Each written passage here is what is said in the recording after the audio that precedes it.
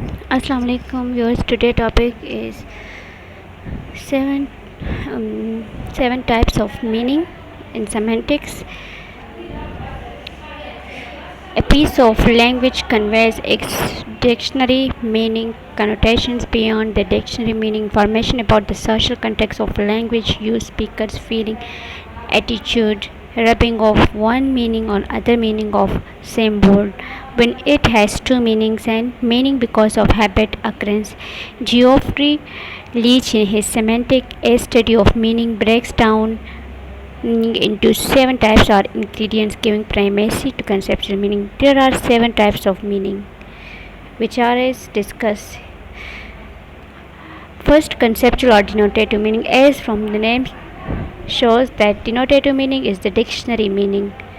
It's the dictionary meaning, also called logical or cognitive meaning. The meaning which comes into the mind. Conceptual meaning. It is the basic propositional meaning which correspond to the primary dictionary definitions.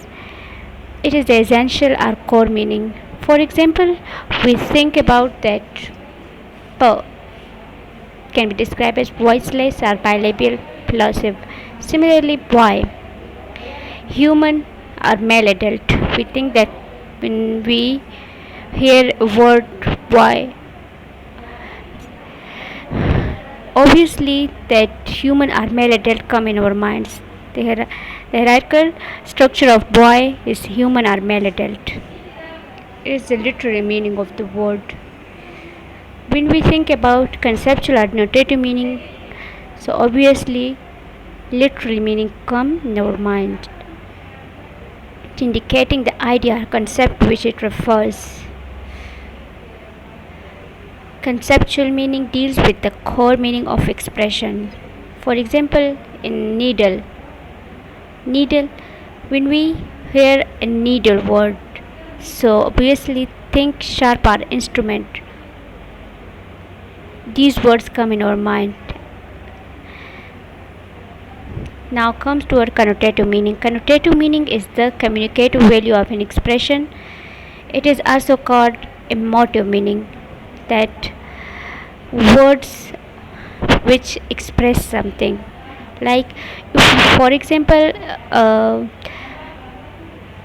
if we talk about a woman, so what we think, like in babbling, or in babbling or in childhood, woman or baby girl play with the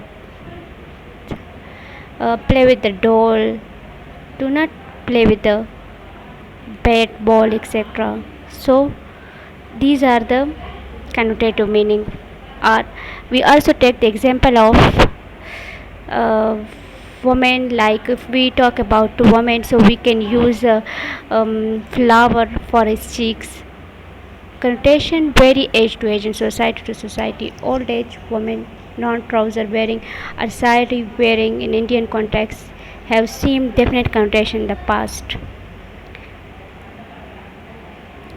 You know, connotative meaning is regarded as incidental, comparatively unstable, indeterminate, open-ended, but according to age, culture, and individual. Whereas conceptual meaning is not like that; it can be codified in terms of symbols.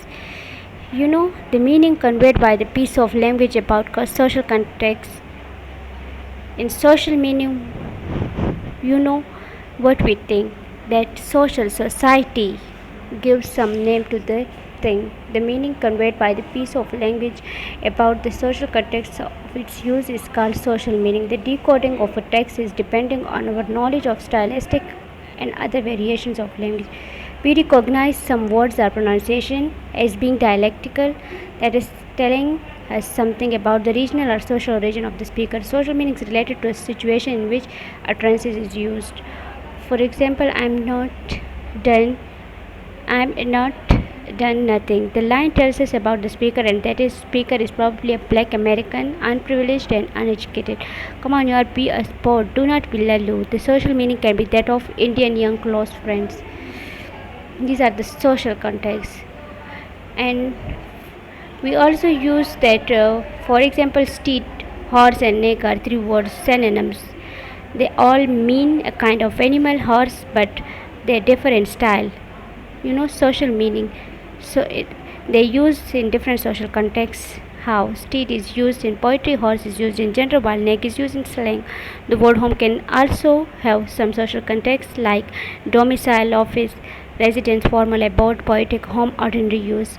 Effect or emotive meaning. It refers to emotive association or effects of words evoked in the reader listener. It is what is conveyed about the personal feeling or attitude towards the listener.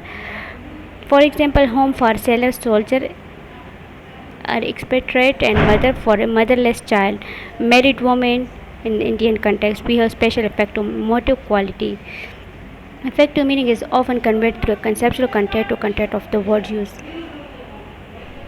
You know, in effective meaning, we think about that we think about that the listener can we affect the listener. How? Like we use such sentences that listener become affect. For example, if you use "I hate you, you are idiot," obviously a listener can be affected. We left with little doubt about the speaker feelings towards the listener. Here the speaker seems to have very negative attitude toward his listener. This is called effective meaning. These all are the example. Reflected meaning. Reflected meaning arises when a word has more than one conceptual meaning or multiple conceptual meaning. In church, the comforter and the Holy Ghost. Simply example we use reflected meaning like we use that ghost, dreadful, and the monster are three different words. Three words which is used for the same thought. So reflected meaning is the word which have multiple meanings. So ghost, dreadful, and dreadful, ghost, and monsters. These are the multiple meanings of the one word ghost. So we also use the effective meaning. We also use the reflected meaning in the poetry also. In poetry too, we have reflected meaning as in the following lines: futility, our limbs so dear, I chewed our sides, for full nerves still warm, too hard to stare over. Here uses dear in the sense of expansiveness, but the sense of beloved is also eluded.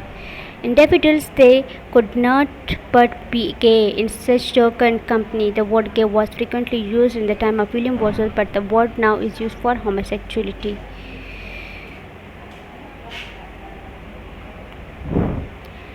Now, in reflective word is also used in taboo words, also found in taboo words. In intercourse is used for sexual intercourse. Also, the sexual association of word drives a weight in a sense communication. Collocative meaning is that a word can combine with another word, then it gives a meaning. How is the meaning which a word acquires in the company of certain words. Words collocate or co-occur with certain words. For example, handsome, hand and some is the other, indicate good looking. The word pretty collocates with girls, women, village, garden, flowers, etc. Now come word thematic meaning. It refers to what is communicated by the way in which the speaker or writer organizes the message in terms of ordinary focus and emphasizes. Mr. Smith donated the first prize. The first prize was donated by Mr. Smith. In the first sentence, we give away the prize is more important, but in the second sentence, what did Mr. Smith give in is important. This change of focus changed the meaning also. Thematic theme changes. Alternative grammatical construction also give thematic meaning. For example, he likes Indian good most. Indian goods he likes most. It is the Indian goods he likes most. These all about the 7 meanings in semantics. Hope you all understand today's lecture. Thank you.